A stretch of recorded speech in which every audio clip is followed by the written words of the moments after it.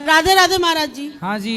मैं Ambala civil hospital में काम करती हूँ। महाराज जी, मैंने एक बात पूछनी है कि जैसे छोटी छोटी बच्चियों का रेप हो जाता है, ना चाह के भी हमें भ्रूण हत्या जैसे होती है, तो ना चाह के भी हमें डॉक्टरों की हेल्प करानी पड़ती है।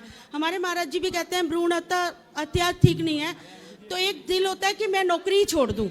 तो क्या ये प्रश्न मेरा अंदर ही अंदर व्याकुल करता रहता है जब हम डॉक्टर की हेल्प करवाते हैं। तो भ्रूण हत्या क्यों करनी है? मना करें ना कि नहीं करेंगे। 10 साल की लड़कियों का रेप हो जाता है, 10 साल की लड़कियों का रेप हो जाता है, तो उनको अगर ऐसे छोड़ दिया जाए तो उनका सारा जीवन नष्ट हो जाएगा। तो इसी को लेके डॉक्टर वगैरह सब मीटिंग बैठती है, तो यही होता है कि चलो 10 साल की लड़की, अच्छा 10 साल की लड़की का रेप हो जाता है तो चलो वो तो मजबूरी है, पर सामान्य केस जो भ्रूण हत्या वाले ही हैं वो मत किया करो। चलो ये तो ना चाह के भी करना पड़ रहा है। नहीं, मैं डॉक्टर नहीं हूँ, मैं असिस्टेंट करती हूँ। हाँ ठीक है, समझ गया। तो मुझे हेल्प करनी पड़ेगी, या तो नौकरी छोड़ दूं। नहीं तो जो बलात्कार वाले केस हैं उनका तो चलो मजबूरी है जी, पर बाकी तो भ्रूण हत्या ना किया करो। तो डॉक्टर ऑर्डर करेंगे, फिर क्या करें?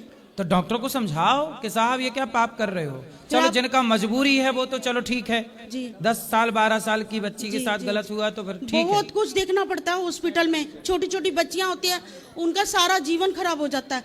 ये थोड़ा सा ना यूथ के लिए थोड़ा सा बोलो कि सभी अपनी माताएं बहनें एक माँ बहन की दृष्टि से देखें। मतलब आजकल ना क्लबों में जाना, पार्टी करना, ये मस्ट इम्पोर्टेंट हो गया उनके लिए। भगवान के पास जाना या कुछ है, उससे क्या मिलेगा, उससे क्या प्राप्त होएगा? सिर्फ यही आपके हाथ पैर चरणों में एक नमन है कि कितने परसेंट बलात्कार के केस ऐसे आते हैं आपके पास? मेरे ख्याल से तो महीने में 5 से 7 आ जाते हैं। सिविल हॉस्पिटल हमारा बड़ा स्तर पे है, उसमें मतलब 10 साल की लड़की, 10 साल 12 साल 15 साल की बच्ची, तो 10 साल की बच्ची भी गर्भवती हो जाती है। जी, इतना दुख आता है ना अंदर से कि उसको माँ को भी नहीं पता चला कि क्या हुआ, क्या है। उसे पूछा तो फिर वो बलात्कारी पकड़े जाते हैं? सर मैं कैसे बताऊं, मैंने उस लड़की से खुद बात की कि बेटा क्या हुआ था। कहते आंटी मैं ना वहाँ पे भंडारा चल रहा था। हाँ। मैंने हाथ किया तो मुझे बाइक पे बिठा कर लेके गया वो अंकल, तो वो मुझे खेतों में ले गया। मैं रोती रही, चिल्लाती रही, पर मेरे को पता नहीं चला।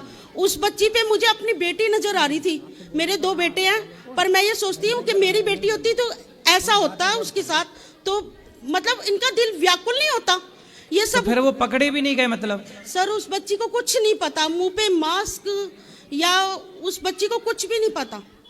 तो ऐसा मैं यही आपको कहना चाहती हूँ कि यूथ संभले, कुछ ये सोचे कि ये अगर बेटी के साथ हम ऐसे कर रहे हैं, काश इसी बेटी मेरी होती तो क्या होता। सही है। जब हम काम करने वाले ये चीज सोच सकते हैं कि मेरी बेटी होगी, मेरे 2 बेटे हैं, मैं ये सोच सकती हूँ मेरी बेटी होगी, तो मेरे दिल पे कितना अंदर से व्याकुल होता है, अंदर से रोने को दिल करता है। तो उनके दिल पे नहीं आती, एक बार भी नहीं आता क्या? बस यही आपके चरणों में विनती है, आजकल के बच्चों को ये थोड़ा सा संदेश। सही है, पहले रावण एक था, अब तो बहुत रावण हो गए हैं। बस वही चीज ना। और समाज में ये जो अश्लील चीज टीवियों पे देख रहे हैं, मूवियां देख रहे हैं, क्लबों में जा रहे हैं, कहीं ना कहीं ये सब गंदगी मन में भरी है। ये फोन सबसे बड़ा हाथ है। फोन का सबसे बड़ा हाथ है इस चीज में। इसलिए हर माँ को चाहिए कि अपने बेटों को संस्कारी बनाए। यदि आपका बेटा संस्कारी होगा, नारी का सम्मान करना सीखेगा, तो ये हरकत होगी ही नहीं होगी। नारी का सम्मान देवी की तरह, इसलिए हमारे सनातन में शुरू से नारी को देवी माना गया है, क्योंकि हमारे ऋषि मुनि जानते थे कि बेटियों के साथ गलत हो सकता है, इसलिए उन्हें देवी का दर्जा दिया और पुरुषों को काम पे लगाया कि तुम इन नारियों का सम्मान किया करो, अपमान नहीं। बिल्कुल। हमारे सनातन की अब मूलभूत अवधारणाओं को लोग सत्संग नहीं करते, कथाएं सुनते नहीं, तो मूलभूत अवधारणाएं, ज्ञान, संस्कार आएगा कहाँ से? ये मूवी पे ना ले जाके थोड़ा ग्रंथ पढ़ाए या थोड़ा सा।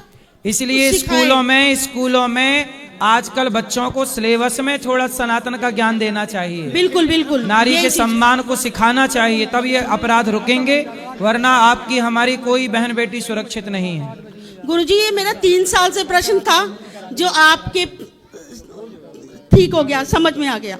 ठीक है। राधे राधे गुरुजी। हाँ मैया, बहनों भाइयों, मेरे गुरुजी को ऐसी गंदी बातें मत सुनाओ। मेरे गुरुजी का बहुत अभिमान हो गया, मीडिया वालों ने बहुत कर दिया। जी जिस कहाँ से दिन आई मेरा हो मैया? गुरुजी, मैं फरीदाबाद से आई हूँ। जी जिस दिन मेरा गुरुजी विदेश गया से उस दिन पहली कहानी है ये। जी खींचतानी हो रही थी जनानियों में, सही है, उनका यहाँ मरो। मेरा गुरुजी सही सिखाते हैं। सही है। ये बज क्यों नहीं रहा है? मेरा गुरुजी क्या अभिमान मत करो। यहाँ जाके मीडिया वालों को बुलाओ, बाहर अंदर भी नहीं आएंगे वो। सही है। मेरे गुरुजी एक वो रखेंगे मशीन चेक करने को, यहाँ कुछ भी कर सकते हैं ये सही है। कभी भी। जैसे इंदिरा गांधी मारी गई वैसे मेरा गुरुजी के पीछे पड़े हैं मेरा बेटा के। मेरा बेटा को ऐसी बातें मत सुना। मेरा बेटा से पाँव भी नहीं छूने देता। मेरा बेटा का गंदी गंदी बातें बोलते रहते हैं। उस दिन मुझे अटैक पड़ गया था। मैंने कहा अभी तो मैं कनाते मना के आई हूँ, अभी क्या हो गया ये? केवल रहेगा वहाँ गंदा स्थान है, ये वो रुद्राचारी, ये रुद्राचारी उनके ये मैया क्या कहना चाहते हैं मैं आपको बाल बताऊं। बच्चों के अभी- खा रहा क्या? वैसे तो नहीं खाता। अभी टीवी पे न्यूज वाले, कुछ न्यूज वाले जो उल्टा सीधा बोल रहे थे ना, ये वो सुन के मैया बोल रही हैं कि न्यूज वाले कुछ भी बोलते रहते हैं, उल्टा सीधा चलाते रहते हैं कुछ न्यूज वाले। ये उनके लिए मैया बोल रही हैं। चलो मैया आप आशीर्वाद देना, आपका आशीर्वाद है, बाकी सब आशीर्वाद से ठीक होगा। चलो अब जिनको मिलना है ऊपर आओ, सब लोग ऊपर मिलेंगे, सबसे ऊपर मिलेंगे। जिनको भी मिलना है ऊपर आओ। आज के लिए इतना ही। शुभ रात्रि।